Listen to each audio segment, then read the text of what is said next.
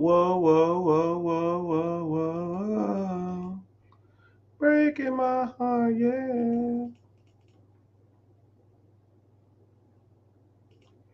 What's happening? What's up? Got that thing fired up. Welcome, everybody. Welcome in, welcome in, welcome in. Hope all is well. Hope everybody getting they hustle on. And yeah, we live on all networks except Twitter, because Twitter be tripping. They want me to pay $8 a month to stream there. Golly, man. It is what it is. $8. I'm too cheap for that. I might do it. And I get a verification check. So I can go stream live and I get a verification check. They taxing. They some hustlers, man. Elon ain't playing around. Shit, simple as that. But glad y'all in here. Glad to see y'all tuning in. Subject of the day, well, subject of the minute, first 10 minutes of the podcast or show, or whatever you want to call it. We're gonna talk about credit. And then after that, I'll probably talk about somebody saying Elon Musk is not that smart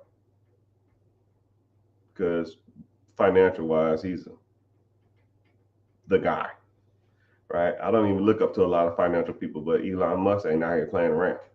But hey, what do I know? I can talk about some statistics and data that he done to where we can break some of that stuff down. Also, too, um, yeah, we can talk about some stuff. Anyway, so let's talk about credit, right? Like I said, I'm in the process of writing a book. Book should be out here soon. It's going to be called The Four Pillars, right? And the four pillars are going to talk about three things: credit, investing, real estate, and ownership of a process that makes money, or cash flow producing assets. And one of the pillars is credit. So a lot of people don't really put emphasis on credit like they should, but they really need to. So a couple things, right? A lot of people don't realize how much credit affects their lives. Credit will hinder you from getting a car. Credit will hinder you from getting credit cards. Credit will hinder you from getting a house. Hell, credit can hinder you from getting an apartment. Bad credit can also get you not hired at a job. Some banks, financial institutions won't loan you money if you have shitty credit. So just want you to know that credit it ain't going anywhere. The process of borrowing money is going to be here forever, and you might as well have the max amount of credit as possible. When it comes to credit, a couple of things really matter. You have two sides of credit. A lot of people focus on their credit score, and the credit score is half the battle, like G.I. Joe. You have credit, and then you have your credit profile. Your credit profile is what your credit is made up of. I know people that have high credit scores and have a weak credit profile. They got added as an authorized user on an account or something like that, and they don't have a strong credit profile, right? They don't have any lines of credit in their name. They don't have any bills in their name. They're just added on an account, and that's not a strong credit profile. And I've seen people with weak credit profiles and strong scores, and vice versa. I've seen people with strong credit profiles and a weak ass score. People with 600 credit score and they have $100,000 worth of personal credit in their name, and all their credit cards are maxed out or something like that. That's rough.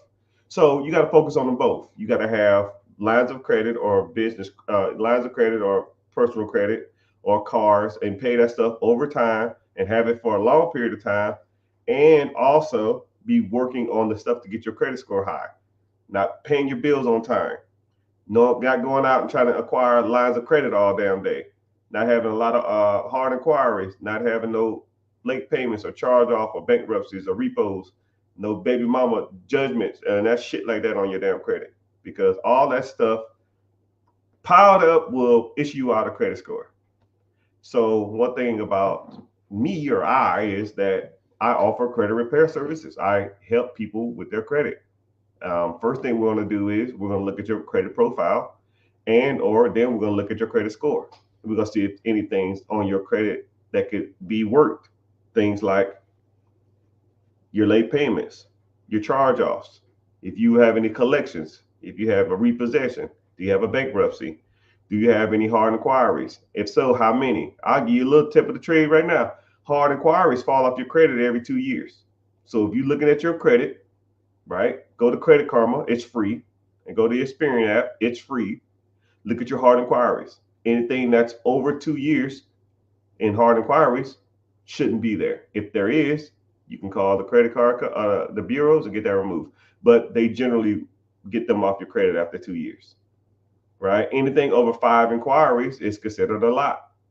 If you have 5 attempts at credit every 2 years total, they consider that you a high risk for credit. They are going to try to pretty much not approve you for any more credit because they're showing you out there trying to pull the trigger on too much stuff. You consider high risk. So anything over 5, you should never try to get more than 5 lines of credit in a year, in a 2-year time. Anything over a year is kind of like it doesn't carry as much weight, but you should never be over 5. And just out of curiosity, the most I've ever seen hard inquiries in a 2-year period is 119. And I think to myself, who the hell applied for credit 119 times in a 2-year period? I mean, if you really think about it. So let's do some simple math. 365 times 2, 730 days a year, divided by 119. That means you're trying to apply for credit every 6 days. So every Friday you go out and try to apply for a line of credit. That's rough. And then you get denied too because you already have a lot of inquiries. But I can tell you something too. I'll give you another little trick of the trade. What happens is, as soon as I saw that, the first thing I said is, how many cars have you bought in the last 2 years? And I'll say, before you answer, it's either got to be 2, 3, or 4. And they'll say, oh, yeah, I got 3 cars this last 2 years. And I say, yeah, I can tell. I said, well, how do you know that? I said, because there's a right way and a wrong way to buy a car. I'll even put you on some more game, right? I'm giving y'all sauce today. Hope you're getting some value from this. Never get financed at the dealership, because the dealership job is to sell your loan to a lender. And the best, the one that gives you the best interest rate is the one they're going to go with, and they're going to get kickback from that. So for example, let's say you want to go out there and buy a 2001 Hellcat. I don't know, y'all love Hellcats for some damn reason. Say you want to buy a 2001 Hellcat, which I know they didn't make Hellcats 2001. That's a joke. But let's say it's a 30 ball, a 30 piece nugget, 30,000 wow. So the car's 30,000. You say, hey, I got a finance department. I'm going to see if I can get you financed. Is that okay with you? Okay, cool. They're going to put your information into a system, and it's going to shoot out to multiple banks: Bank of America, Truist, PNG, PNC, all these different banks, right? Boom, boom, boom, boom. It's going to shop out to 15 different loan companies, and then they're going to pull your credit. Ping pong, ding bong, ching dong, ming ding ding. Go to all these different places, and now you have 15 hard inquiries on your credit in one day. And then they're going to come back and they say, yo, I can finance them at 6 months for 6.5. I can finance them 60 months for 5.2, whatever. Well, and all they're going to do is, cool, I'll take your offer. And if they get you to sign that contract, then that company pays the dealership a fee, couple $100, $200, because you finance through them. And that's why they use those companies. It's almost like a kickback, even though that's kind of illegal at times, but people do it. So That's why you have a lot of inquiries every time you go buy a car from a car dealership. That's why you should get pre-approved from a credit union or your bank, and then you just go in there with a blank check and say, yo, I already got pre-approved. This is the car I want, and here's the check. And you just write it for that one time, and you're done. That's the proper way to buy a car. If you want to buy a car, even though you should be buying hoopties and for cash and dogging them shits out till they fall apart. But hey, what do I know? All right, anyways, so if anybody wanted to sign up for a credit repair, or anybody wanted to do more with their credit, first thing you're going to do is you click the link in the bio, join the free webinar. It says Be Your Own Boss. The powers that be don't like when you talk about credit. It's like one of those taboo industries. So you can't say stuff like gambling, day trading. Like, they hate that type of stuff. Credit repair, even though it's not a primary business structure of mine, I do offer the service. And then one thing about me too is that if we do a credit repair, it's all done for you.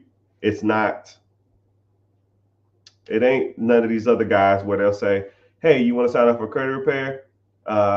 Send me your information. Here's your $500 bill, or here's your $200 a month. And here's all the stuff you send to the bank. You fill this out, you send this to the credit union. And like, I hate that, right? I don't want it like that. I'm an advocate of done for you, right?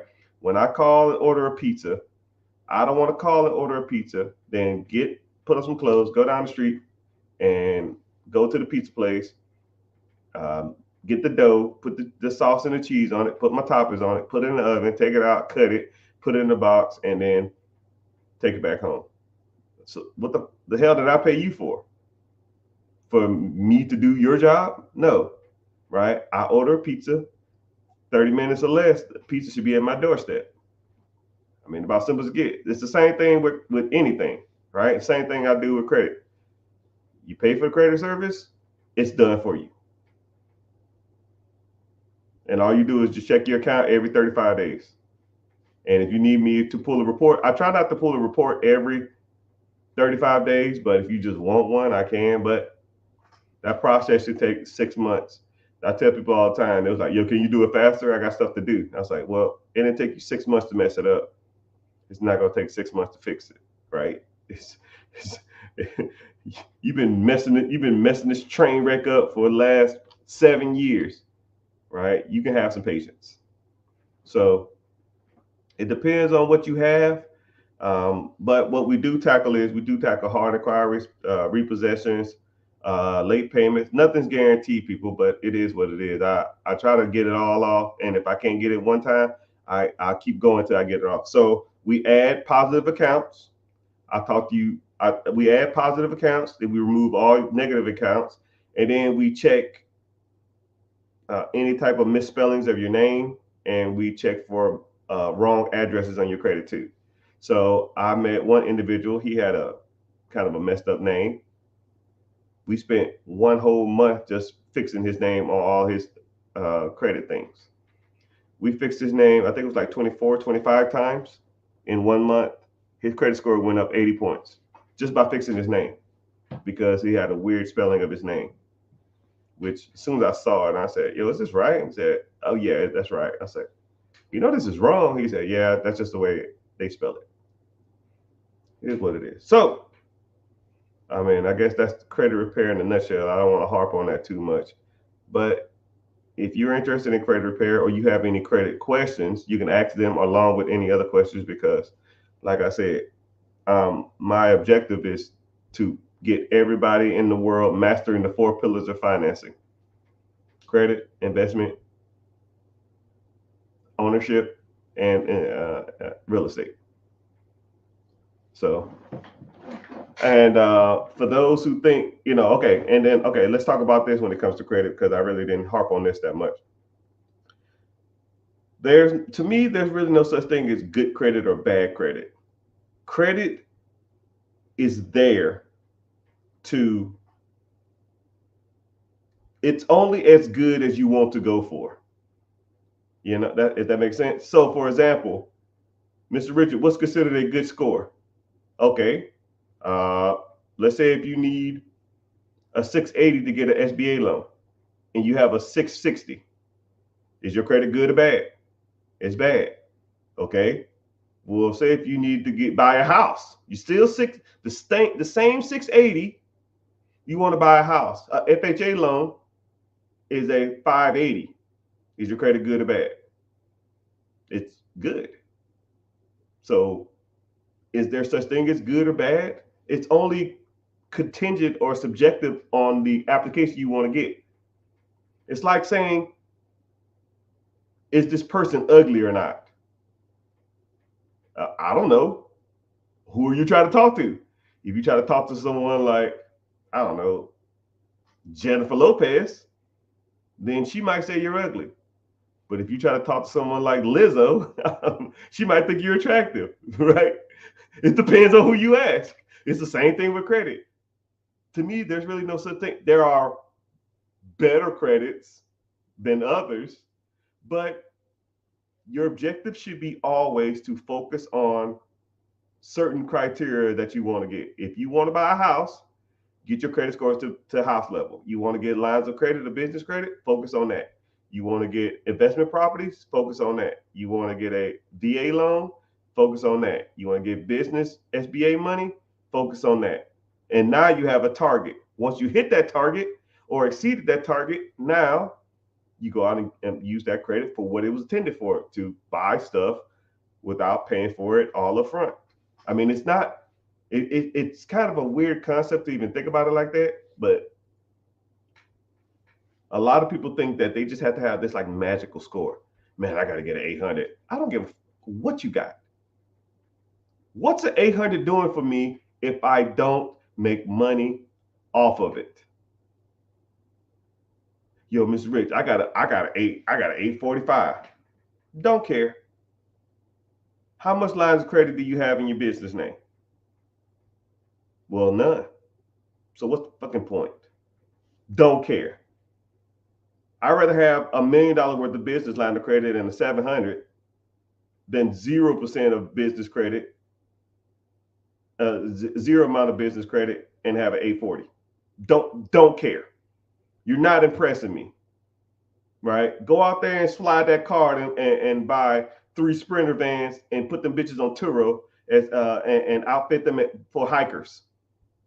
That's impressive with no money out of pocket. Not, look at my Credit Karma. Watch this. I got 845. Don't care. Don't care. How are you using that credit to make you money? That's impressive. The number's not. So enough of that credit stuff. So let's get to the questions of the day.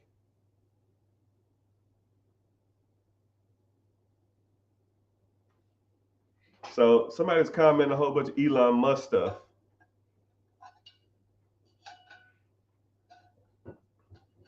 Don't talk about my savior. I'm not a starstruck person, but I have 4 people to meet in my life, and I've only met one. 4 people in my lifetime that I want to meet. Everybody else is just normal people to me. I will never be starstruck unless I meet these 4 people. Elon Musk is one. Which I met him, but I didn't really talk to him like that. But he was on some weird stuff. When I was in the military, I had to service his private jet. I did a mission for NASA. I helped launch the first SpaceX mission, and then as the shuttle was launching, we had to service Air Force One and Elon Musk plane. They was parking on the same tarmac. So I was out there. I met him for like 2 seconds. A quick nod, and he just kept walking. He's taller than I thought, and he walks weird. But that's another story.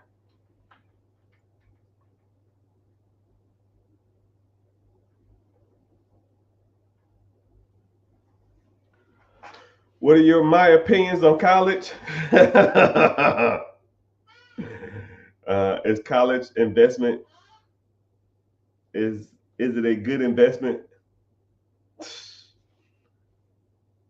Uh, what is okay? Let's say the average college tuition is over 4 years a hondo, 100,000. Wow. If you go to college for something specific and that's what you want to do, I can see it. But to go $100,000 in debt to do something that's probably going to pay you $60,000.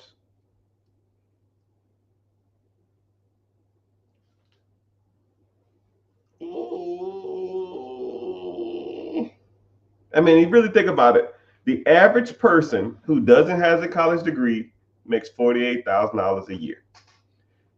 Now, what is it? I think it's 44,000. I'm gonna have to fact check myself. I don't want to say the wrong thing. Average income for a non college graduate. 42,000. No. Yeah, 42. An associate's is 44. Ooh, college, a bachelor's is actually 59. I thought it was 56. It went up. So let's think about it. A person without a college degree, average income is 42. An average person with a college degree is 59. So simple math, 59 minus 42, 17,000. Wow. All right, let's say the college degree costs 100,000. Wow. Minus or divided by 17,000. That's 6 years you have to work.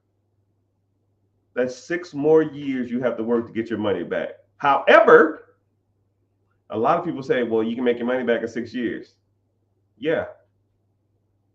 Was you working while you was in college? Probably not. So that's 4 extra years that person made over you. Does that make sense?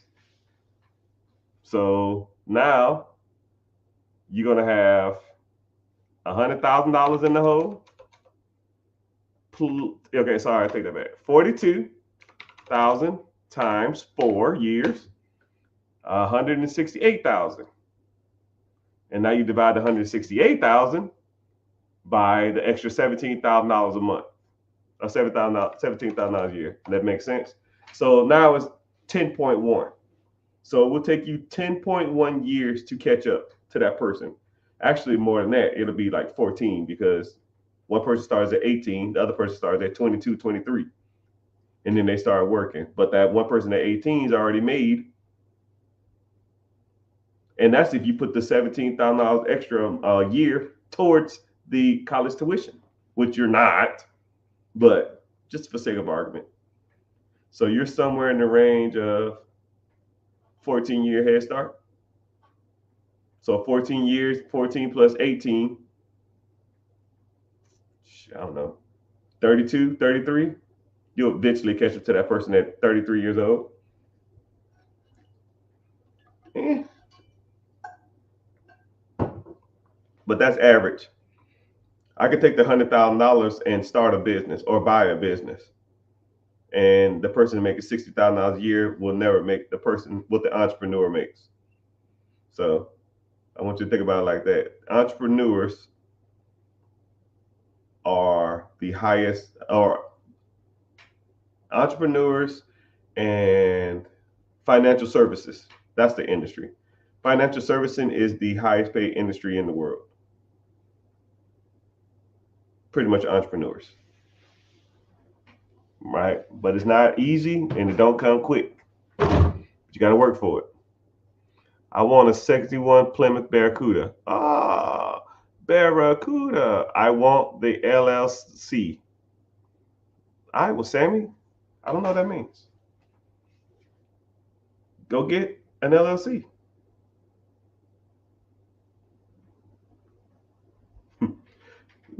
Someone said I look like Rick Ross. What's crazy is, man, like I don't even see it. I'm way better looking than that dude. And I'm not trying to like diss on him or anything. There is no way in hell I resemble Rick Ross. It's just the beard, and we're both dark skinned. And he talks slow. It's the biggest thing I ever seen. Bigger than everybody, you know. Is something wrong with you, man?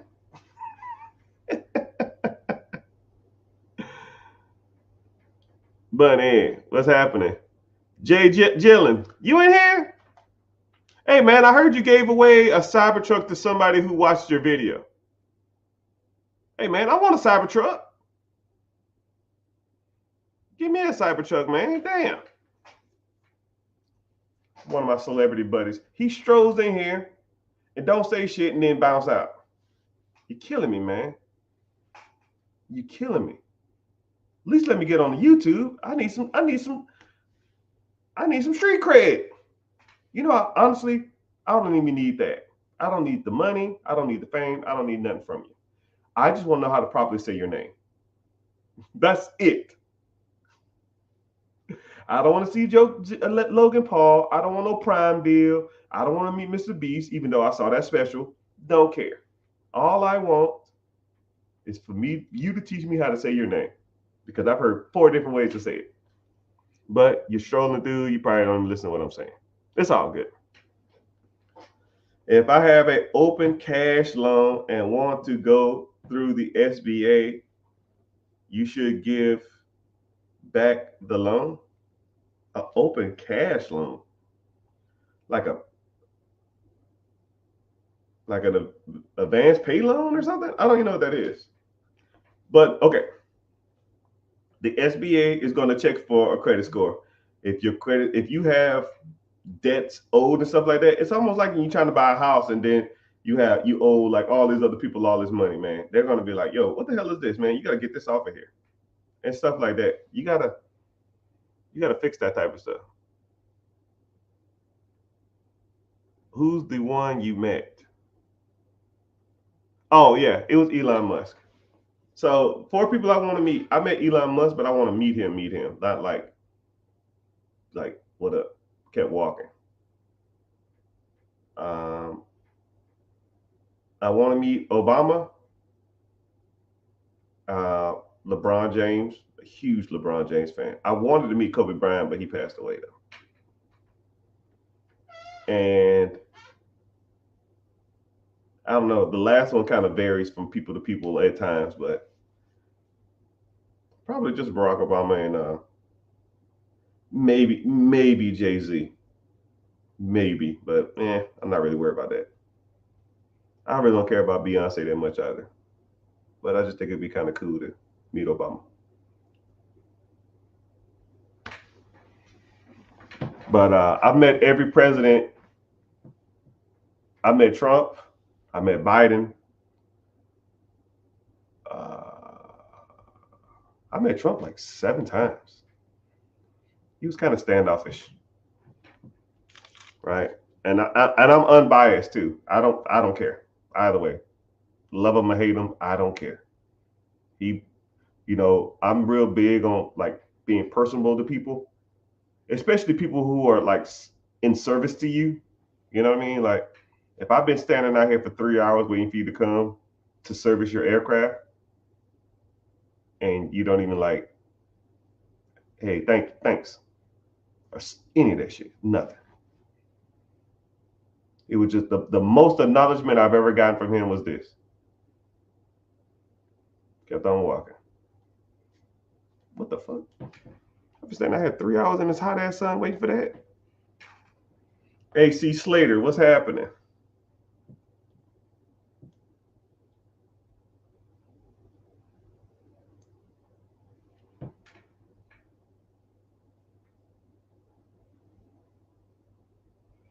I wasn't ready to drop out of college.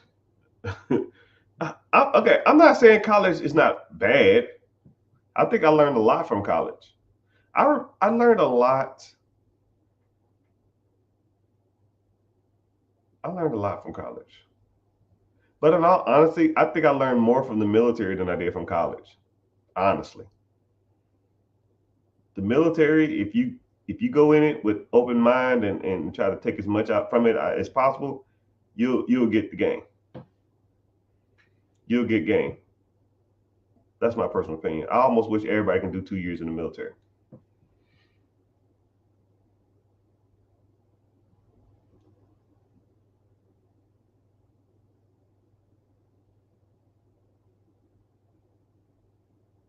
Hey, is my mic working? I'm gonna show it down. Can you hear me? Can you hear me? Can you hear me?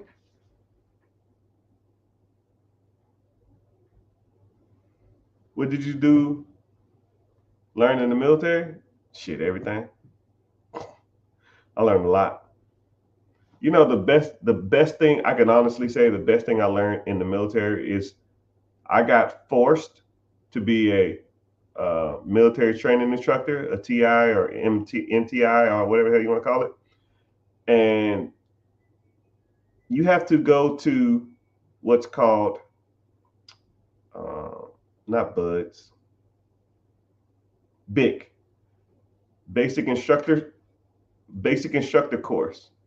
And what they do is they teach you how to talk, which you talk your whole life, but you don't, the way y'all talk, you don't realize how bad you sound until you are taught how to talk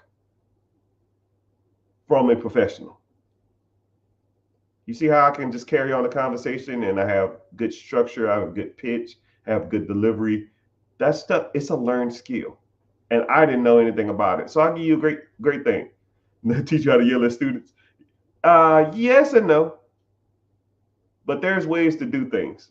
And when you yell, you don't really try to like hurt your vocal cords, right? There's ways to do stuff. I'll give you a great example of something that I learned in military. Right, I'm gonna put y'all on some public speaking game. One is called verbal distractors. Everybody has them. Some people have them more than others. A verbal distractor is any random word in a sentence that didn't need to be there, but you constantly repeat it. So things like, um, well, and then you can either start it or end it with verbal distractors. Things like, you know what I mean? You feel me? You pick up what I'm laying down. You see what I'm saying? You don't have to say that stuff. If you conveyed your message properly, you don't have to reiterate the fact that they understood what you're saying. You know what I mean? Verbal distractor. Um, don't say just shut your mouth and think about what you're gonna say next. You know what I mean? You see what you're learning. You're learning. Okay? Verbal distractor. I catch myself doing it now all the time. But if you watch a lot of people public speak, they'll give you some, man, they'll talk about so much stuff and they will talk about, I watch, we have to watch public speakers in the class and we'll watch their verbal distractors and we'll go through and wait for their pauses. You got about 5 seconds to start talking. And then you continue your message without saying words like a It's a learned skill. You just got to do it. See what I'm saying? You feel me? You pick up what I'm laying down?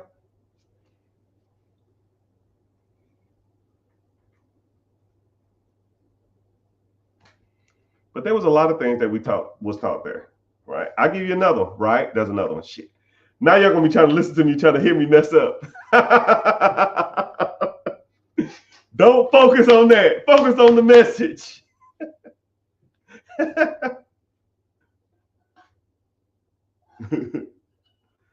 Are you cool with Tyler Perry Madea fan?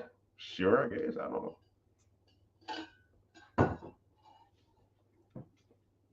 Also, too, we talked about pitch. We talked about delivery. We talked about hand placements.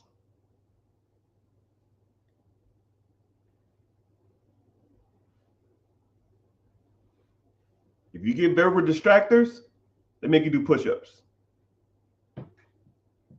And then what we do is we record you. We record you, then we watch it back in front of everybody. 3-minute speech. So the first speech they give you an impromptu speech about yourself. 3 minutes. And you first hear it, when you first hear yourself say who you are as a person, you watch that video, and then they make everybody do it. And then they get to teaching. After about a week, you watch that same video again. You're like, what the? This wasn't even me. Oh, yeah, it was, buddy. You was bad. Know what I mean? Verbal distractors. You will hear yourself. Once you turn once you turn it on, that you hear yourself saying it, you will never say it again. Well, I say it all the time, but I don't care. It ain't like y'all checking for me, but I'm the best of the best of the best, sir. And just like also too, pacing the room, pacing back and forth, look at people in the eyes when you talk to them.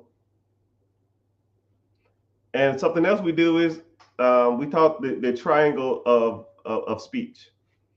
So you look at someone in the front, you look down at the left corner, then you walk left and look at them in the right corner.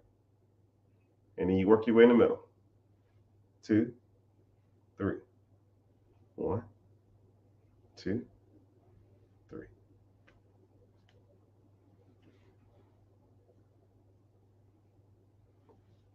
And after I got out of that class, I hated watching people public speak for about 6 months, because all you did was watch people look like idiots on TV. And my favorite is watching politics or politicians speak without a prompt. Oh, it's so bad. But there's a lot of stuff we talked about. I'm not going to go super detailed into it, but that was one of my favorite military lessons. And how to sleep anywhere. How to pretty much go to sleep anywhere in the world at any given time. I can literally fall asleep in 30 seconds. Anywhere. Anywhere. How? Just do it. Just learn. I need to learn that. You know, a lot of people say that, and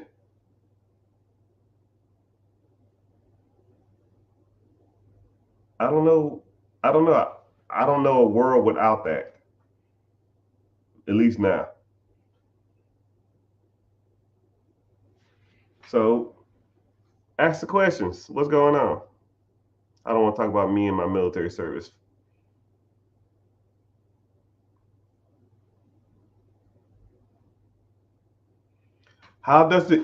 Someone asked, how does the SBA prove that you have income? Great question.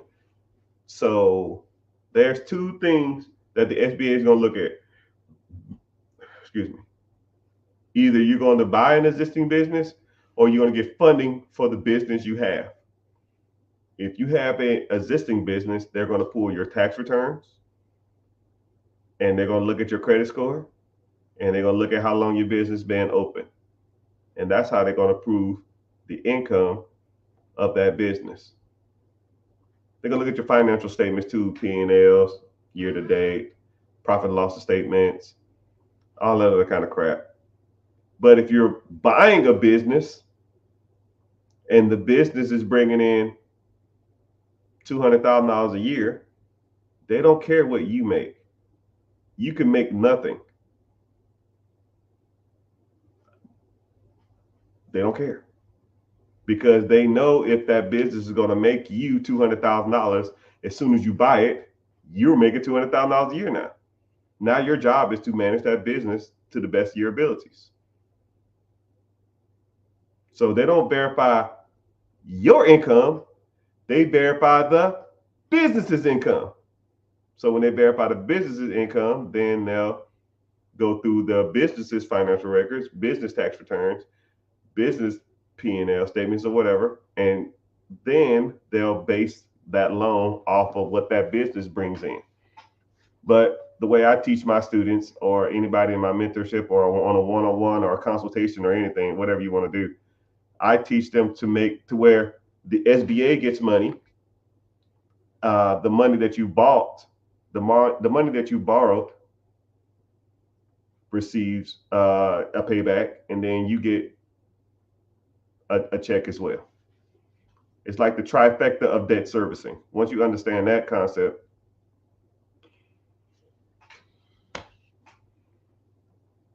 kind of downhill from there.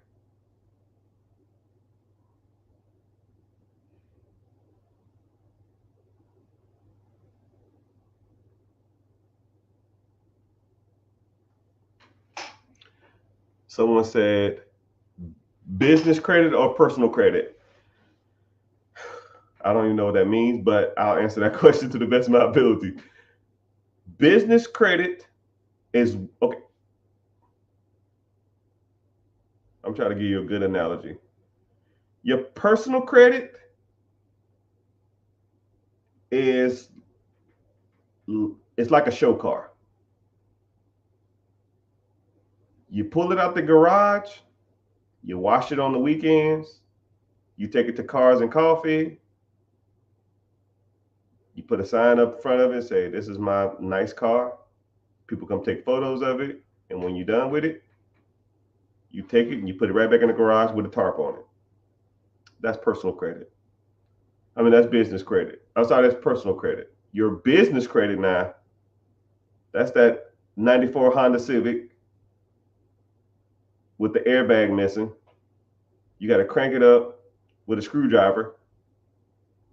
It makes like a loud knocking noise, anything under 30 miles an hour. And you do donuts in the parking lot at Publix when you go to get groceries. That's your business credit. You dog that shit out. You maximize the line of credits you got. You get as much funding and credit you can get on it, and you wear them damn lines of credit out. Your personal credit, you keep that nice. Your business credit, you dog it out, because business credit does not show up on your personal credit. Nobody knows you have business credit except you and the bank. That's the beauty of business credit. You can go out and get hundreds of thousands, millions of dollars worth of business credit, and the other banks don't even know it. They might know it. I don't know. I don't care. If I go to a Bank of America and get a 40 ball, I go to Wells Fargo and get a 30 ball, I go to Chase and get a 25 ball, I'm sitting on a Hondo, a 100,000. Now I can go use that in whatever business structure I want. I want to go buy cars and put them on Turo. I want to go buy ATM routes. I want to go buy a bread route. I want to go buy a Dunkin' Donuts. I don't give a shit what you want to buy. You dog that credit out. And then as long as that venue you're going into can pay for the credit that you are getting. If it's not, then it's not worth it. But if it does, then it's worth it. If I got 0% interest, let's say if I have this line of credit, 30 piece nuggets, 30 piece nuggets. And I always like to show people this. And sometimes I just go get these just to show y'all I'm not out here playing around. And here you go. Here's the date. Here's the date. This is a brand new card. 30-piece nuggets, 30 thigh wow. Now, let's say if I went out and I wanted to buy a vending machine route. The vending machine route is $30,000 cash, and that's 0% interest for a year. And the guy told me it's been making $30,000 a year cash flow to my pocket for the last 5 years. Now, is that a good deal or a bad deal? Well, I got 0% interest for a year. So if I use the 30 ball on the line of credit, that's not going to show up on my personal credit. Within a year, I'll be breaking even. And then next year, it's paid for, and I can just make $30,000 a year. So is that a good deal or a bad deal? If that's what you want.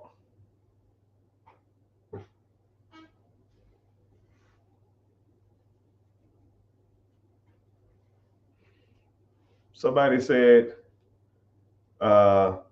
we need a serious and trustworthy receiver who can receive a large amount of money in the wallet and monetize it. Send me a message directly. Huh? I don't even know what that means. But yeah, the answer to your question is business credit is really nice. Personal credit, you just take care of it.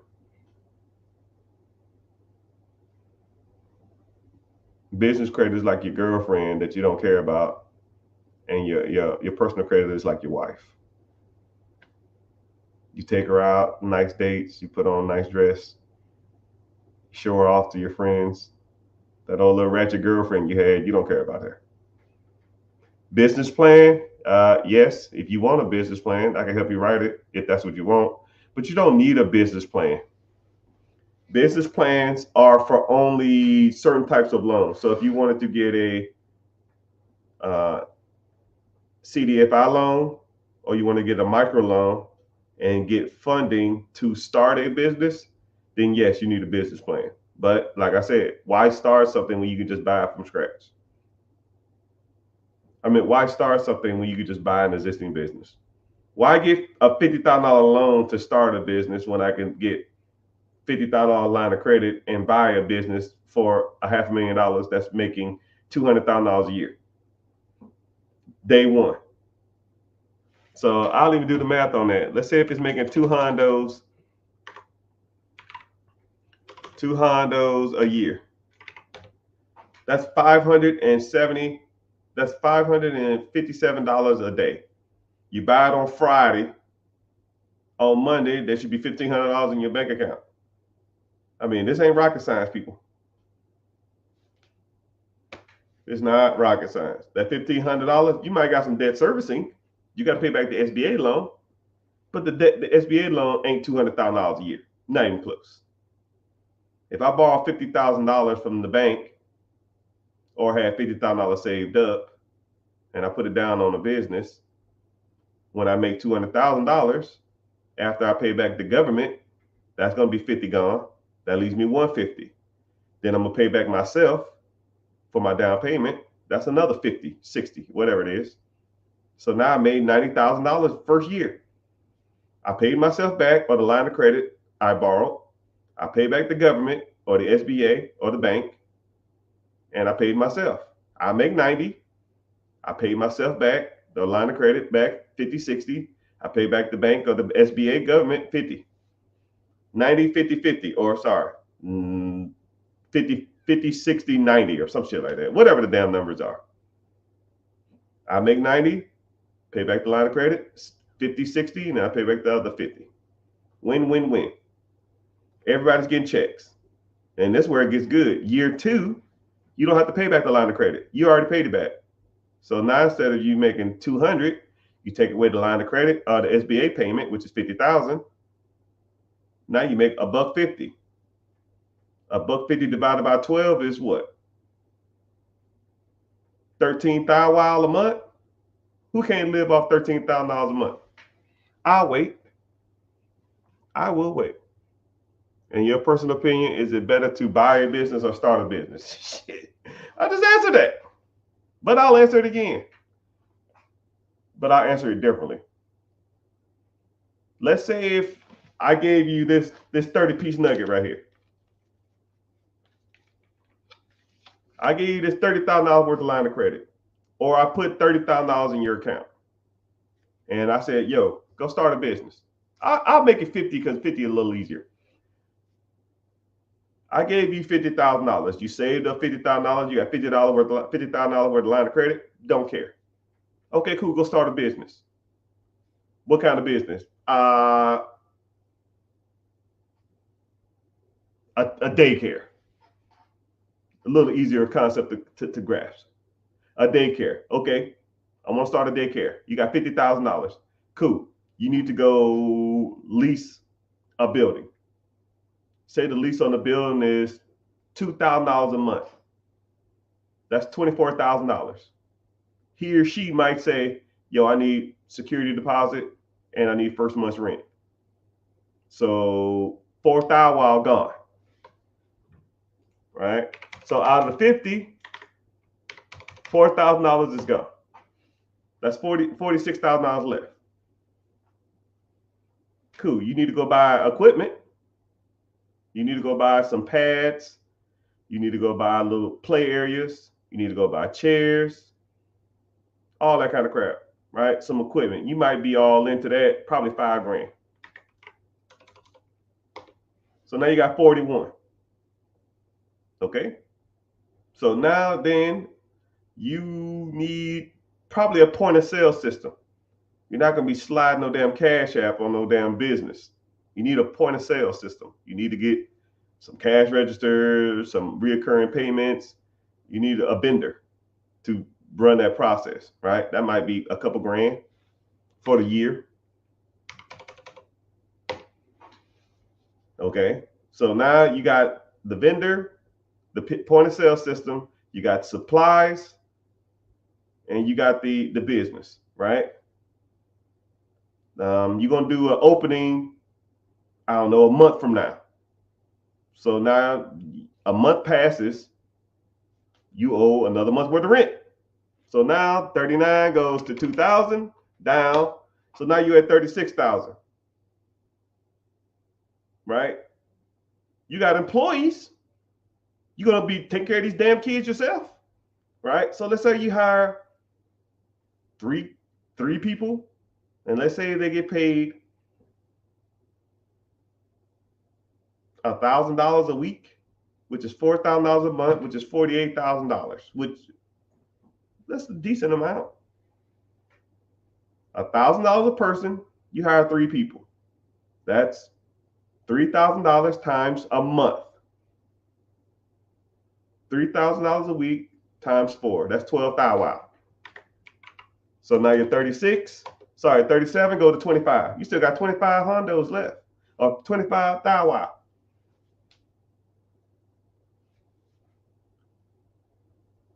Are kids showing up there? You put a sign out, no one came. Oh, you got to market. I got to run Facebook ads. I got to run Instagram ads. I got to run ads on TV. Shit, that's what? A month? I put you at $2,000, $3,000. I'll put you at $3,000 a month. You got $22,000 left. You got employees. You got point of sale system. You got marketing. You got a lot of overhead. And ain't a child came in that shit. So you pretty much negative 28,000. You're negative $28,000. And you're on month 2 and you damn near ain't got no kids in there. And what's crazy is You borrowed a line of credit from the bank. You made a payment on that, right? You made a payment. Let's say it's $500 a month. You 2 months in. That's another thou wow. You got electricity in this place? Another $500 a month.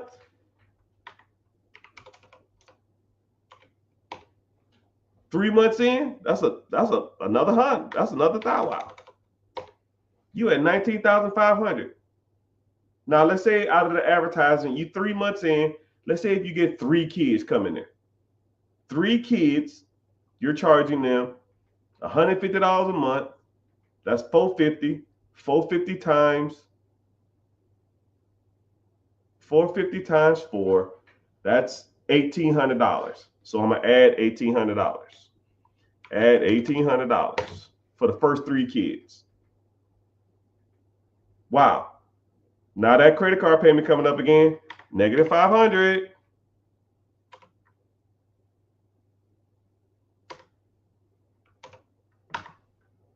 Your rent came up, that's a negative $2,000. Water, cable, electricity came up, that's another $500. Your payroll came up, that's another $4,000. You got $12,000 left on this line of credit. At this pace, in 3 months, you will be broke. You 4 months into starting a daycare with $30,000, $50,000 worth of line of credit. You have a break even, right? And it's probably somewhere in the range of to cover your kids, to cover, I ain't even talking about snacks and all other kind of shit. I ain't even got to that stuff, right? We ain't even talking about food, right? But let's say your break even is 15 kids.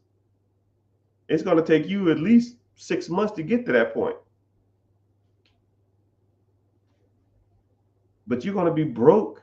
You damn near got $12,000 left on month 3 because you're starting a business from scratch. And I want to put this in my name.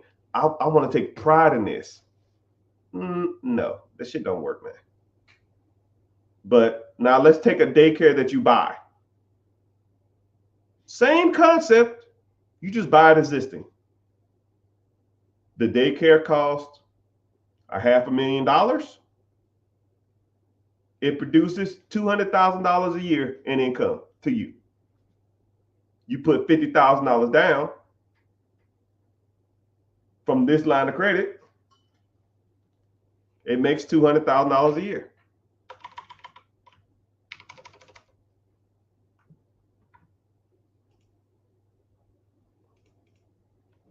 $200,000 minus the SBA loan is going to be about $45,000 a year. Now you at $155,000 a year. You're going to pay back the line of credit, right? That's another $55,000, probably with some interest or some shit. That's $100 piece. Now year 1, you make $100,000. Or you divide $100,000 by 365. That's $273 a day. You buy it on a Friday, $273, Saturday, $273, Sunday, $273, Monday, $273. You up a G over the weekend you bought it. Do you got to go out and hire employees? They're already there. You got to find a point of sale system? No, they're already there. You got to go find a place and go get a lease? No, it's already there. You got to find management? No, it's already there. You got to do any advertisement? Nope, already there. You got a CPA? Already there. Accountant? Already there. Why reinvent the wheel, people, when the wheel is already there? So people always ask me, what's my opinion? Should I start a business or should I buy a business? If you like losing money, then start one. You know the statistics on businesses that close in the first 5 years? 91%. 91% of all business fail in the first 5 years. And that's over all businesses. Oh man, I can get into this type of business. Tech ain't, that don't work in tech and all this other kind of stuff. No, that's all businesses. That's all businesses. Nobody's exempt. But what is the success rate of a business that's been open for 10 years already? So you telling me a business has been open for 10 years, management, systems, teams, employees, accountants, cash flow, income, taxes, and it's been there for 10 years. You're not even working there. You telling me you're going to take over this process and fuck it up and you're not even there? It ain't happening. Generally, it's not happening unless you go in and talk about, I'm in charge. This is the way we're going to do shit. No. Hey, everybody. I am one of the founding members of this company who bought this company. I'm just here to, if you have any questions, let me know.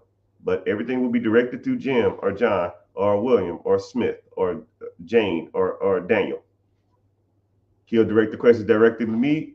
And or if you really have to talk to me about something that you can't take to him, I always have an open door policy, but always use your chain of command first. Assistant manager, shift lead, GM, and then me. See y'all at the Christmas party. Boom, boom.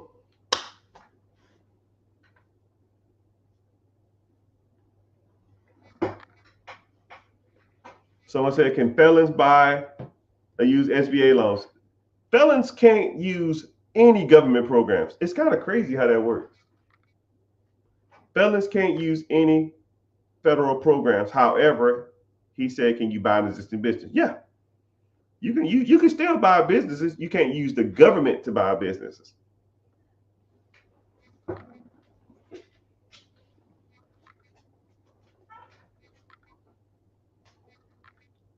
You can't use the government to buy a business, but you can use the banks to buy a business. The only difference between the SBA and the banks is the amount down. The businesses, the structure and all that kind of stuff is still all the same. Excuse me. So for example, if you wanted to buy a business through the SBA, I think it's 10% down or even 5% down. But if you want to buy one through the bank, I think it's like 15% down or even 20% down. You're just going to have to come up with more money, but you still can buy a business. Or better yet, cut all them out and just go straight to the source. Get the owner to finance you. 41% of all deals are financed. All 41% of all business deals, business acquisitions are financed through owner financing. You don't even need the bank. You just need to know how to negotiate and find the deals. Once you understand that, you can find the money. I mean, and the bad part about it is sometimes I'll have a deal on lock. This was back in the day though, but I have a deal on lock and I have the SBA, pretty much on my side. I have all the down payment and stuff like that. And I'll just say, you know what?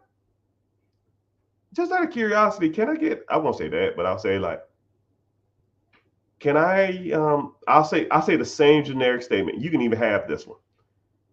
Man, the economy is extremely risky right now, and it's expensive to borrow money now. Interest rates are ridiculous, and I'm really interested in this business or this house or this property or this process.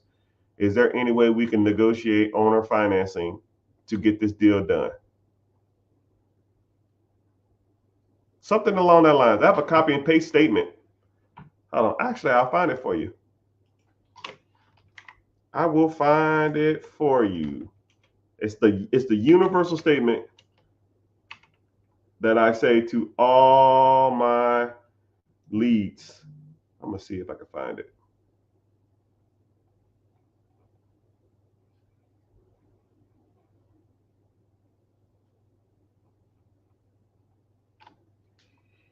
my luck, I won't be able to find it. But it goes along the lines of, I'm really interested in this deal. Um, Money is really expensive right now, and at the current interest rates, I don't know if this will financially make sense. However, if you're open to like owner financing on terms that me and you can agree to, um, then hopefully we can make something happen or something to that extent. I've negotiated more owner financing deals with this same stupid ass line than you could probably freaking imagine. I, you'd be surprised, man. And better yet, I'm like, damn, all you got to do is ask. The worst they can say is no. What are they gonna do? Be mad at you for asking you to finance their deal? No. Come on, where's it at?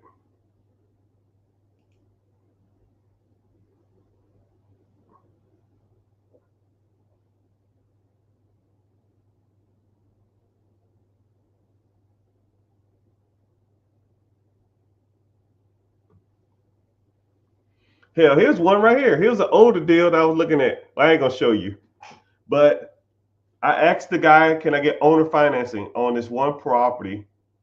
It was a cheap house, and he said, "I need to sell it quick.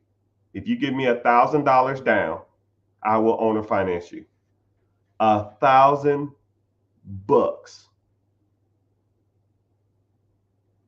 $1,000. You know what? Screw it. I'll show you. I'm not gonna show too much. Owner financing available with $1,000 down. With owner financing with only $1,000 down.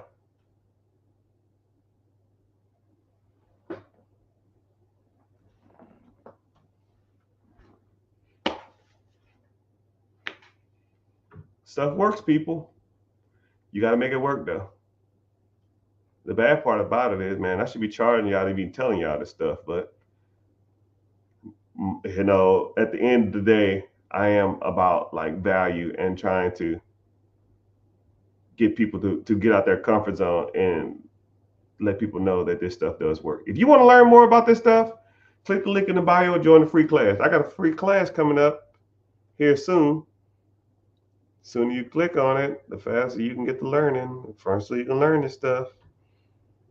I don't know what subject we're going to talk about this Friday when we meet, but generally it's a good one. And we focus on the 4 pillars, and I hold you accountable too. And I give you homework. Man, where is this at? I'm trying to show you the one that I bought. It's this is old though. I probably won't find it.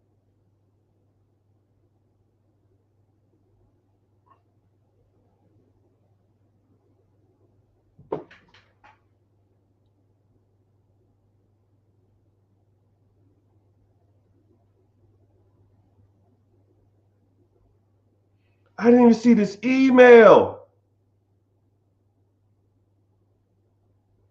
Oh man.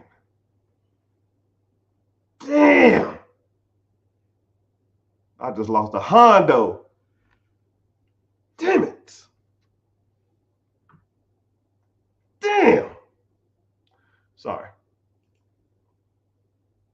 That's what happens when you don't use your email. Now I'm in a bad mood.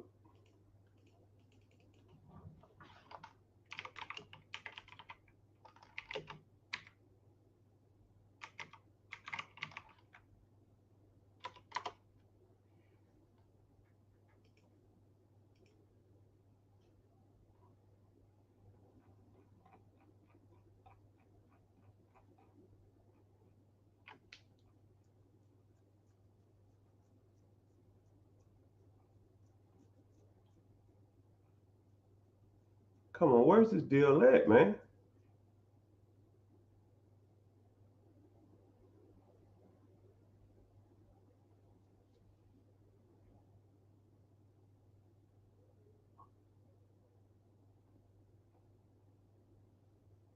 A 30-30 ball. A 30-30-30. A 30-30 ball.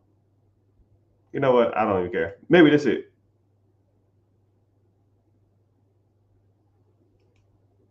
Maybe that's it. You got about 10 more seconds, Mr. Rich. Then I'm out. 8. I don't know. I can't find it. I was just trying to find anything that I forgot the statement that I used. I used to have it copied and paste in an area, but I don't even know where to look for it. But anytime I'm looking for it, I just find it, but I can't find it now. Maybe because I'm focused on talking instead of that. Anyways, enough of that crap. Can you turn a property primary into investment property? Can you turn your primary residence to an investment property? Yeah, rent it out. Simple as it gets. Thank you everybody for checking in. I see y'all on YouTube. I see y'all on Twitch. Who the hell be watching from Twitch? Be some random person.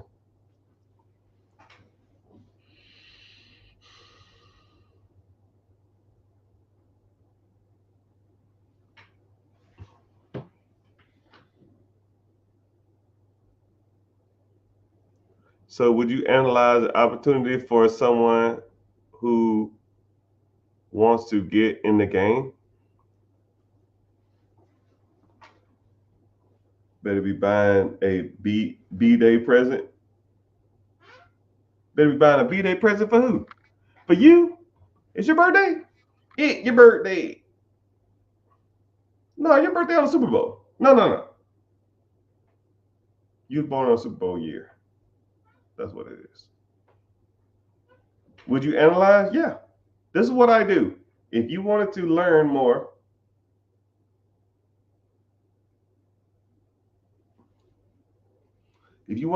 click the link in the bio, join the free class. And what happens is we meet, and if you want to move forward, I teach you how to find deals, negotiate deals, buy deals, fund deals, all of it. But it's not easy. I'm not going to say it is easy. I'm not going to sugarcoat it. Because it is work. You got to put in the work, man. You got to put in the work. Nothing comes to anybody who sits on their hands. Damn, I can't believe I lost that deal. Man, I almost want to message them and say, it's still available. That shit's gone. Gone. Crap.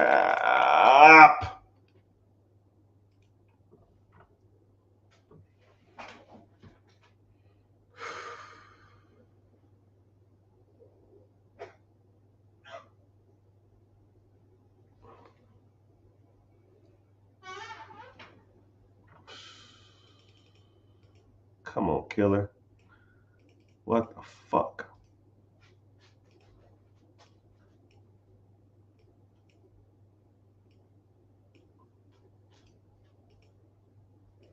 I'm gonna look at how much money I lost. All right.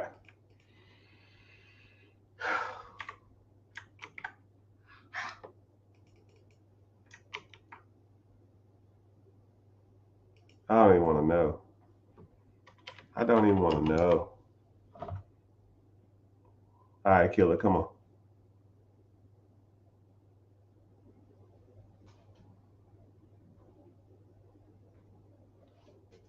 Okay. Not as bad as I thought. Not as bad as I thought. I'm sorry. I was working. I'm working. I'm not gonna stay on too much longer. I got God dang. People.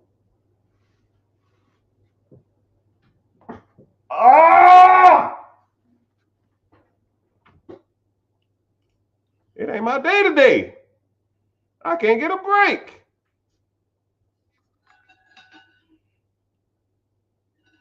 Have you ever bought a firm that does cybersecurity? IT's not my thing. People, you know what's crazy about IT? People who own IT businesses think their businesses walk on water. And I hate that. I hate the idea of people that think their businesses, it's like people, I'm not trying to talk ill or bad about people, but you ever met somebody who had a kid and the kid wasn't that cute, but the people whose kid that is, they think that kid looks better than they think they are, or they have a badass kid and think the kid's nice, but the kid's bad as hell. It's the same thing. I generally IT businesses are like that from my personal experience. Not all of them, but it's like a person that thinks they're, or I wouldn't say a kid. It's like a person who thinks they're good looking. They might dress well. They might be clean cut. They might smell good. Or they might have nice long hair. Or even like a female. You guys use female too. Nice long hair, in shape, good height, and they're just not good looking. But they think they're good looking because people tell them all the time, hey, you're attractive, you're attractive, you're attractive. And you're just like, nah, you're not that attractive. You meet a guy, it's the same thing.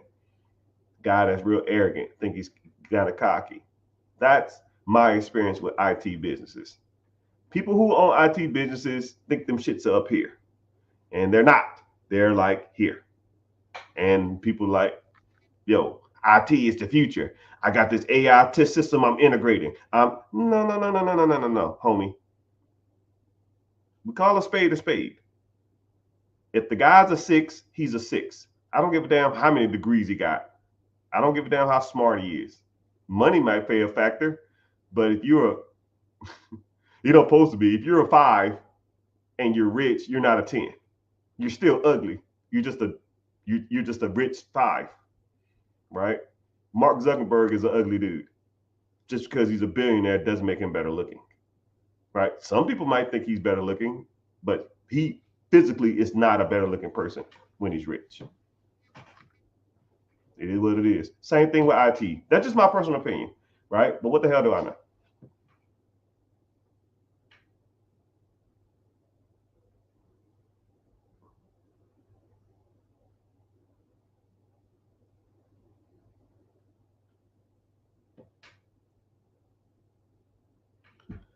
And doing Louis. We Louis. Okay, I'm gonna give you a big overview, a synopsis of what's going on. There's an individual. I'm not gonna say his name, even though I already said it 3 times. Who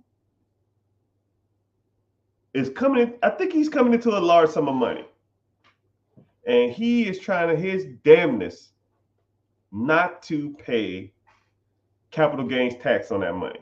And he comes in here and he like rewords the same question over and over and over and over and over and over again. Okay. I get it, man. I get it. You don't want to get hit with a 30-piece nugget on them taxes. That capital gains tax, let's say this individual, let's say this individual inherited some money, inherited a property. Let's say he inherited an apartment complex from his great grandfather. The great grandfather and left it to him, and he wants to sell it for $5 million. You're gonna have to pay capital gains tax on that $5 million at 28-30% capital gains tax. That's a 1.5 million. And he wants to know the best ways to not pay capital gains tax on it. And every time you come in here, I'll give you 8 different ways not to do it. But hey, you click the link in the bio, become a client. We can do whatever you want to do. We can set up a one-on-one and we can figure it out. But I think I've guided you enough in this journey, my brother. I put you on enough game to last you a lifetime. But that's if you sold it. But if you're in the process of selling it, then that's fine. You can refinance it and you don't have to pay capital gains tax. You don't pay taxes on debt. But I think I probably said that before. I like that. I like that. Michael Beasley. I like that. Where the money at? Is it better to buy a business? Yeah, I just answered that question. I don't want to run a business. So what do you want to do? You want to work? Pick your poison, man.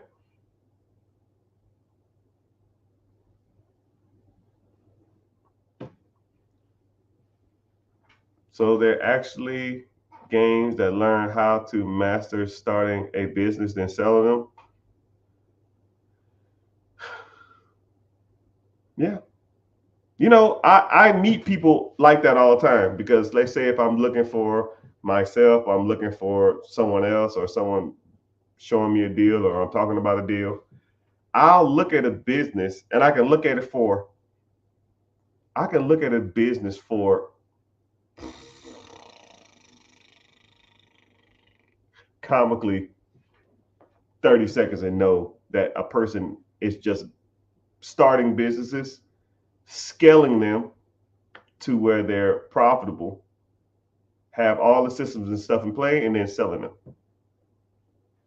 But you can tell with 2 minutes of looking at it, you say, okay, I can already see what they're doing. Because the numbers are inflated. Somebody might buy it, but you can tell when the numbers are really, really inflated.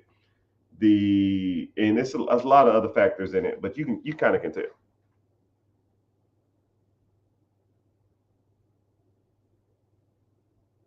So what do I? So say if I have good credit, do I leverage that to get to business credit? Yes. You leverage your personal credit to get business credit, and then you use the business credit to buy a business or to buy real estate. And once you get that, then if you do it right, that piece of real estate or that business or that entity or that whatever you got should pay for everything. If it's not paying for everything, then you did it wrong.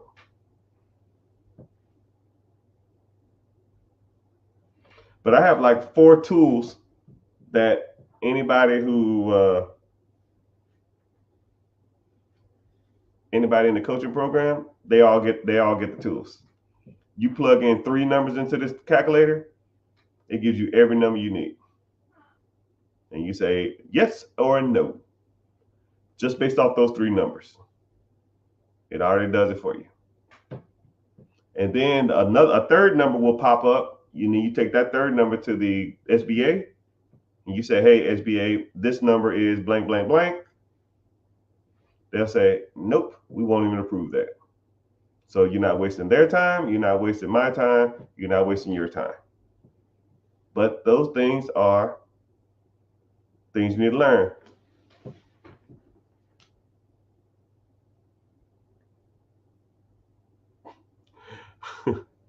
I bought a Lamborghini with an SBA. Thanks for the guidance. No problem. Buy 2 of them. Boss, boss, boss, boss, boss, boss, boss, boss, boss, boss. Ain't owner financing risky because it depends on them to make the payment?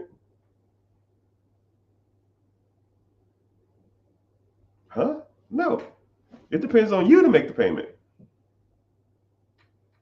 But generally, people don't have a lot of debt. If you do owner financing deal, more than likely they don't have any debt on the business or on the place. You can do it on a financing deal with debt in place, but you got to take consideration that they got to pay the debt down too. Or you got to get another loan to pay off their debt after a certain amount of time. But there's a few ways you can do it. To me, it's easier to negotiate a piece of property than a business deal with owner financing when debt's in place. But they both had their ups and downs. Boss, what's happening?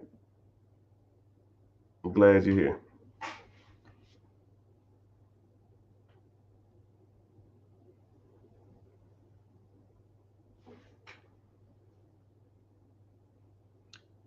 Underneath your clothes, there's an endless story. My time bird, what's happening? What's with your opinion on that? I don't know what you said, man. Now I gotta stroll up, see what you're talking about. Underneath your clothes, there's an endless story.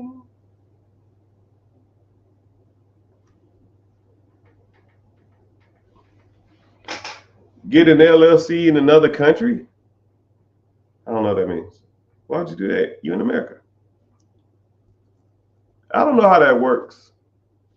I know the SBA, you have to be a United States citizen and or not a felon. If you're not a felon and or have a United States citizen, you can get an SBA. You need good credit and be a United States citizen to buy a business in America. Well, I don't even think you even need to.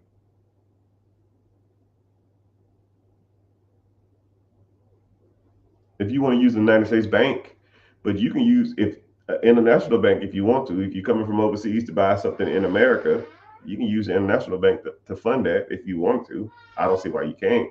I don't see why people would though, right? I'm sure there are plenty of good existing businesses in their country. But what do I know? You wish you knew me 3 years ago? Best time to invest yesterday. Second best time today. About simple as it gets. Underneath your clothes, there's an endless story. When this is gone, I'm right here. I'm getting off. I gotta get ready tonight for or not tonight. I gotta get ready for another call and some other stuff. But yeah.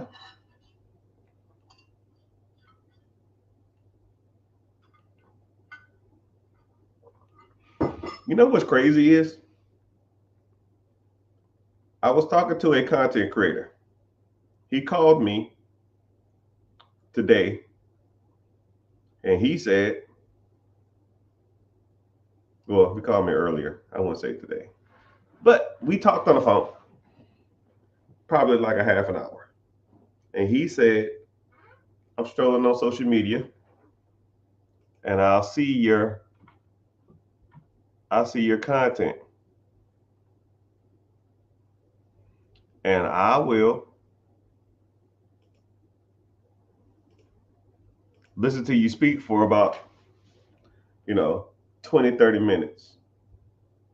And I'll be like working on the garage or something, and I'll just put it on and listen to you talk. And he said, you give people way more value than they deserve. He said, you could be charging some of the stuff that you asking these people. You could be charging thousands of dollars for this. And I said, I know. He said, well, why do you do it? I said, because I give you a good analogy. It's like a football game. A person might be wanting to get an extra 2 yards, an extra 1 yard, an extra 3 yards. 2 or 3 extra yards ain't worth it to me. I want a touchdown. My goal is touchdowns. I don't give a damn if I have 200 yards or 160 yards. I want touchdowns. My objective, and I've said this every day or every time you talk to me or every time you hear me talk for the last damn near year and a half, especially the last year. I've been real heavy at least this year, heavy on this. My objective is to be the biggest content creator, white, black, on all social media platforms when it comes to this money thing. Right? The people out here now are trash. Dave Ramsey is trash. Robert Kiyosaki is trash. Well, he's good, just he's out of touch. Tony Robbins, out of touch. All these guys out here now are out of touch. So we need better. We need better representation in the minority community. We need better representation amongst a younger demographic. Because I'm not even that old. I feel like I'm not. And I want people that represents what I believe in and understand the modern struggles of society. Some guys say shit like save up 20% down payment and get a 15-year loan. Yeah, if I make $190,000 a year, you can do that. But the average person can't do that. So how does the average person buy a home? How does the average person work on their credit? How does the average person buy investment properties? How does the average person invest in the stock market? How does the average person maximize their 401k? Does the average person even know what the hell maximizing their 401k is? If I went through the average person and said, what is maximizing your 401k? Right? Let's test this out. I don't know how many people on here. Between all social media platforms, we probably got 70 people. What is maximizing your 401k? I want to see how many different answers I get. I'm not going to judge and I'm not going to be mad. I don't care. That's why we learn. That's why we learn. Increase your contributions. Somebody said, I don't know. Maximize contribution matching with the question mark. Get a couple more answers. I'll wait. If they don't answer, it's fine. Get one or two more.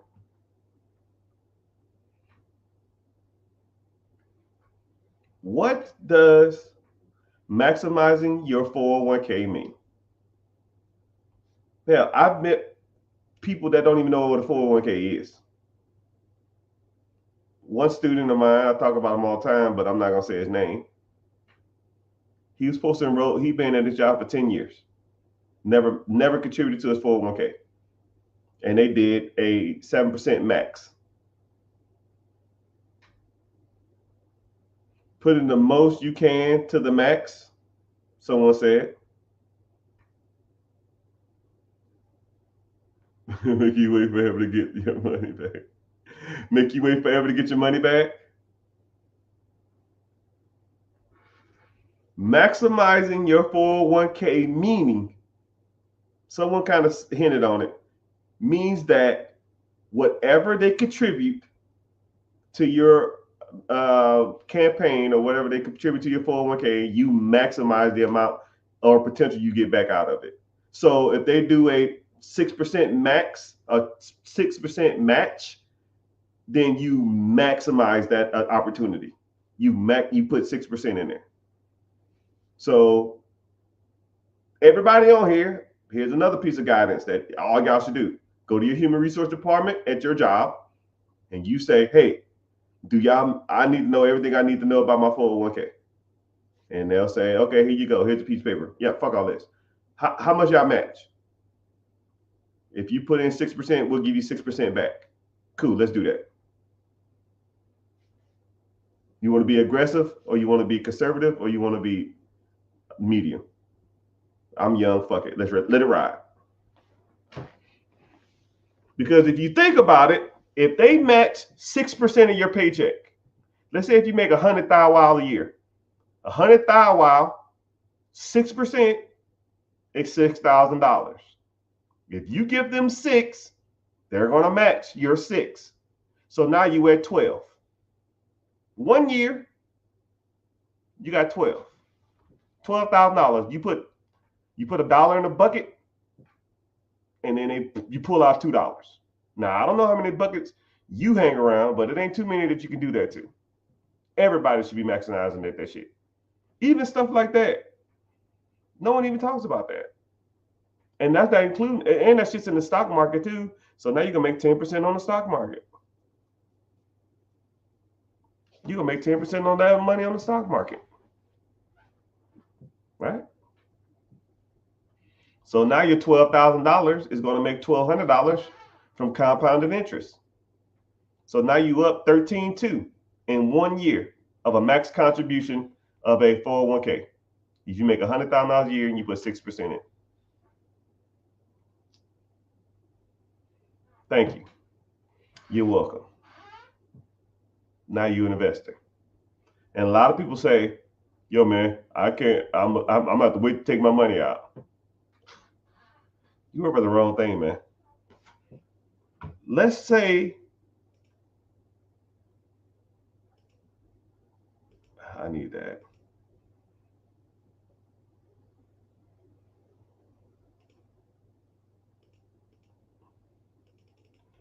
Let's say you started off with zero. I'm gonna say the average person in this chat, I'll say you're 40 years old, right? Say you're 40. You're gonna contribute in that account until you're 65. 25 years.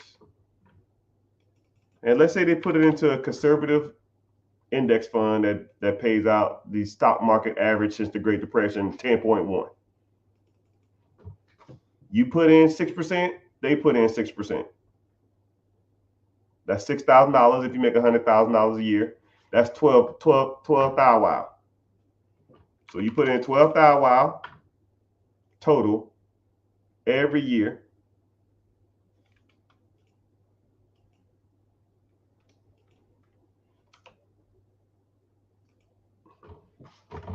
You start at 40, you do it to 65, $1.1 million, actually $1.2 million. But the bad part about it, the good part about it is your contributions, your interest that you make on that money is $106,000 a year. So from 65 until you die, you will get a check every year for $106,000 on your $1.2 million that's sitting in the pot. And this is where it gets good. You don't need the money. You don't need the money. You take the $106,000 and you live off of it until you die. Then you take the $1.2 million, you put that shit in the trust. And now your kids will get $106,000 every year for the rest of their lives. And then when they die, their kids will get $106,000 every year until they die. And so forth, and so on, and so forth, and so on. And just by you starting your 401k at 40 years old, maximizing your contributions to get a match, leave it in there till you're 65, get a check for the rest of your life, you will make your kids trust fund babies. That trust fund will pay them every year for the rest of their lives. And if you got one kid, he or she will make $106,000 every year for the rest of their life until they die. And then they're going to give it to their kids. And now they're going to pay them out. And so forth and so on. And what you really should do is put some stipulations behind that money, right? Say stuff like, yeah, you need to have a college degree. You need to have an active job to receive this check. You need a drug test. For your height and weight, you need to be no more than 20% overweight. Because I don't want you sitting around looking all flabby and gluttonous. But it's your trust. You set that shit up however you want. And you have an arbitrary or a lawyer check the people that's in there. Yeah, y'all got y'all drug test? Cool. I need your height and weight. Step on the scale. You overweight, bro. Get out of here. It'll be open for the next month. You got to lose 15 pounds in a month. I don't give a shit. That's what the law states. That's what he wanted. If you don't adhere to it, I don't care. But if that's what you want, that's what you do. That's how you do it. Someone said, is $4 million a good size deal on a 1031 exchange? Is $4 million a good deal? Nah, dog. Because most people make $4 million on anything, right? Which is better, a 401k or a mutual fund?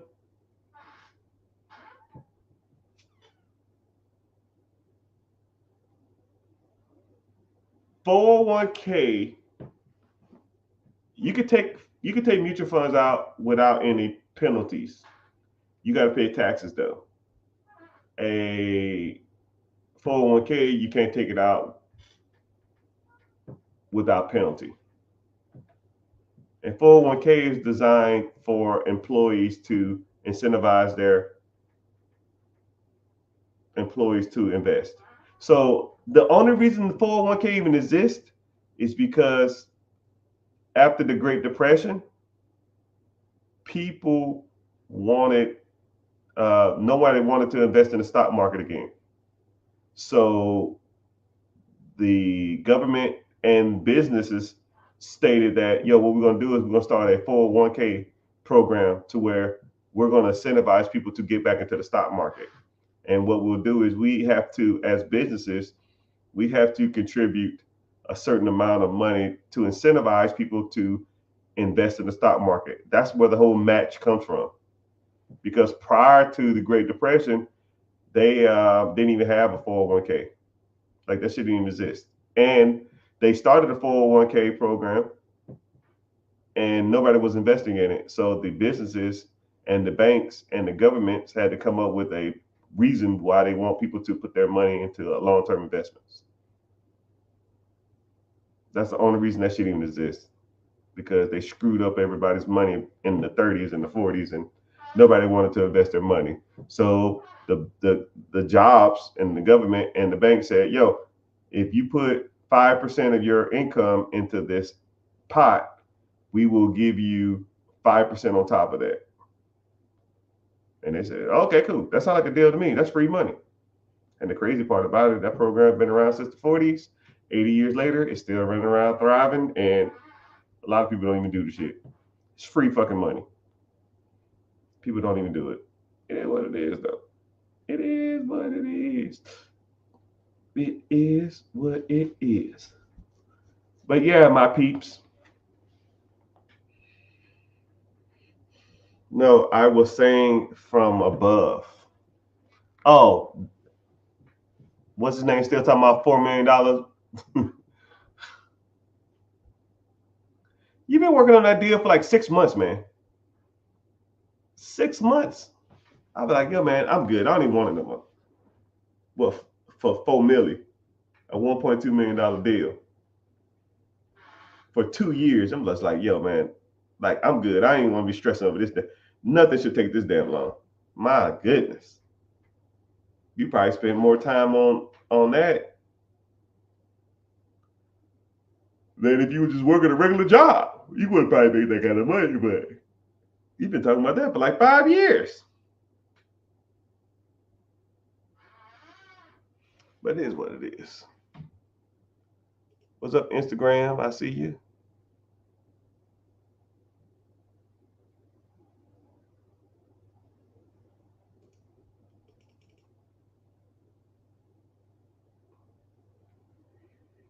And I gotta make it. Don't ask me, $1 million baby. Don't ask. I ain't never represent, baby.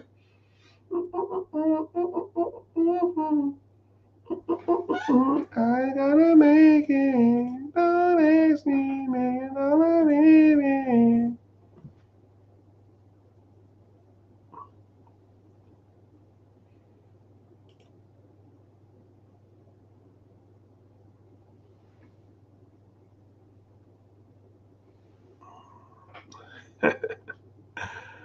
A dirty ball. A ton of count. A ton of time. I took a time.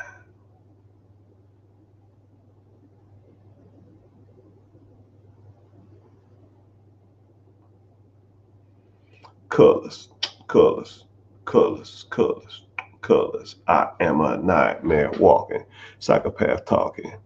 King of my castle, just a gangster stalking. But my back's hurting. I gotta use the bathroom, and even though it's so vulgar, but I gotta go do some things. But yes, we have a free class coming up. Should be Wednesday, 9 p.m.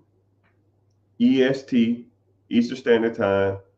So sign up for the free class, come through the webinar, say hey to your boy. And let's talk about money. Let's talk about finances. Let's talk about credit. Let's talk about business funding. Let's talk about real estate. Let's talk about it all, because you should be you should have a good understanding of all this stuff and how it works. And until you truly do, you won't have a good understanding on how this process works. And I'm not gonna say I'm the know all be all, but a lot of the stuff I talk about and a lot of stuff I teach and a lot of stuff we talk about will help you accomplish a lot of your financial goals. And I'm not gonna say it's gonna happen overnight. It's gonna take some time. It's gonna take some effort. It's gonna take some energy. It's gonna take some determination. But that's what we do. And I'm gonna hold you accountable, and I'm gonna give you homework. Do your dang homework, and I'm gonna get you done. Get you done. All right, one more question, and I gotta go. Um, Social media gets mad at me if I stay on more than 2 hours. So I just gotta do between 90 minutes and 2 hours. That's my sweet spot. So let's talk about mutual funds. All right. What about them? All right. So you have ETFs and you have mutual funds. ETFs is a way you can track generally the S&P 500. That means the top 500 stocks in America. You can track the top 50 companies in America. You can track the top 100 companies in America. You can track the top 250 companies in America. You can track all that type of stuff. But the S&P 500 is typically tracked on ETFs or index funds. Mutual funds are when a stock invests in a mutual type of market. So let's say if I wanted to invest in energy. So there's an energy mutual fund. It's a lot of energy companies. I always use a car company because it's a whole lot easier. Let's say if there was a mutual fund that invests in car companies. So they invest in Tesla, GMC, Volvo, whatever, right? Every Toyota, Honda, Nissan, right? And they have all these car companies in a collective want to invest in a car company, then you invest in a mutual fund car company because you get all the mutual fund, you get all of them in one. Then, if you wanted to invest in an ETF that tracks everything, then you just get a SP 500. It will have a portfolio manager. Yes, ETFs have the portfolio manager, and mutual funds has a portfolio manager, and the portfolio manager takes what's called an expense ratio. And a good expense ratio is anywhere from 0.3% to 0.8. Anything over a 1 point, anything over a percent to manage my money is not worth it. But sometimes the bigger mutual funds that produce the most amount of money is somewhere in the range of like 1.5, 1.25. They charge more money, but you get better results. So you're already negotiating from a what you call it perspective. It's like you already -1%. So if that mutual fund produces 15% and they charge a point and a half, now you make it 13.5, right? Is the 15% worth the point and a half? Sometimes it is, sometimes not. That's what you got to go through and do your research, right?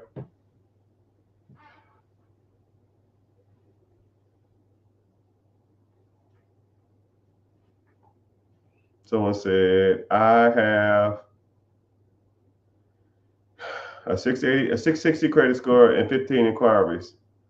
How soon can we get those off? I don't like the key words, right? I don't like speed, fast, quick.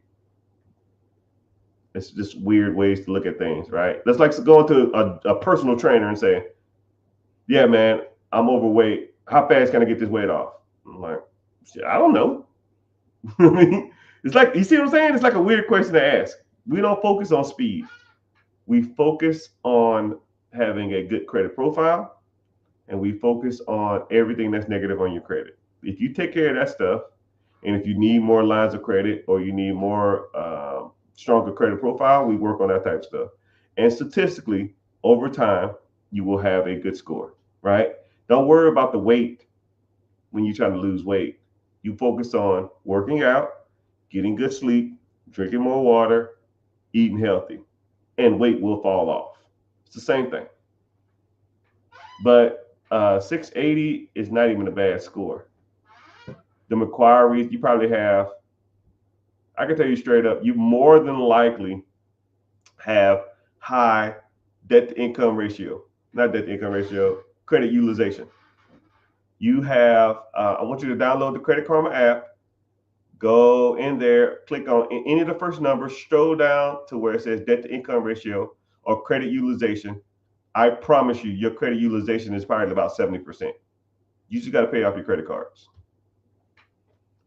because your inquiries really don't factor in that much unless you have, and you more than likely just have high credit utilization. You have high, okay, so 8% credit utilization. So you probably have, you don't have, do you have like a repossession or repossession or bankruptcy on there? Let me guess. Repossession? Nah. You have a repossession? No. You got a repossession? I'm trying to figure it out. Repossession? I'm in debt from college. College debt don't make a difference unless you was missing payments. But I think a lot of times they don't even factor that shit in either. TT, what's happening?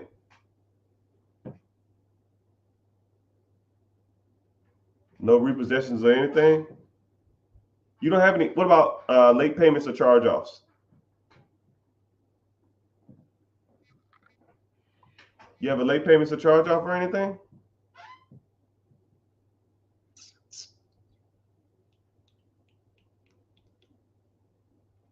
Late payments, you probably have some late payments. 8% utilization. There's something else on there. It ain't hard inquiries. 87% payment. There we go. Late payments. I knew it was on there. 87% co-sign for my family. Never do it. But 98% payment history means that you have a lot of late payments. And those late payments are probably on all three bureaus. You miss one payment, it goes to all three. So now you got three. You missed 4 late payments. You have 4 late payments. Now you have 12 because you have 4 on each bureau. So you got to dispute all 12. So now you have 14 hard inquiries, which anything over 5 makes your credit score drop because it shows you desperate for credit. And you got late payments now. So you are a prime candidate for credit repair. Or you can try to get it off yourself, but like I said, why would you want to do it yourself when you just pay somebody to do it? I can make pizza myself. Why the hell would I do that? I'll just pay somebody to do that. When you come around, you'll bring brighter days. You're the perfect one for me, and it will forever will be, and I will love you so for always. Anyways, what main social media? It's been real. It's been fun, but it hasn't been real fun. I got to get off every 2 hours. I might get back on later on tonight. Probably not. Click the link in the bio. Join the free class if you want to learn more. We go from there. Get this money.